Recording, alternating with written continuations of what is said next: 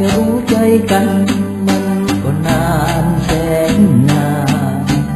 กว่าจะมาเป็นเพื่อนกันต้องใช้เวลาเนิ่นนานอยู่กันมานานแสนนานจากกันไปไกลแสนไกลจดจำไว้เพื่อนยังไม่ลืมบนเส้นทางยาวไกลร่วมฝ่าฟันไว้ก้าวไปด้วยกัน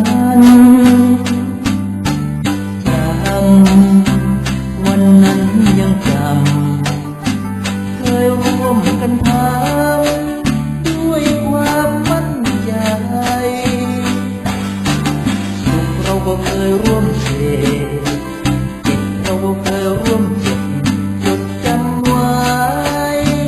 ถึงวันเก่าๆ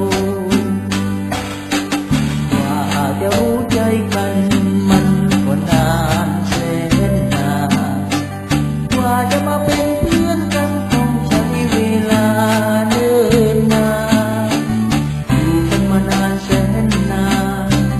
จากกันไปไกลแสนไกลจดจำไว้เพื่อนยังไม่ลืมวันที่จำต้องจากกันไกลแต่ใจมันคืนและวันเดือนผ่านไม่อาจเรียกว่าเก่าคืนหวนได้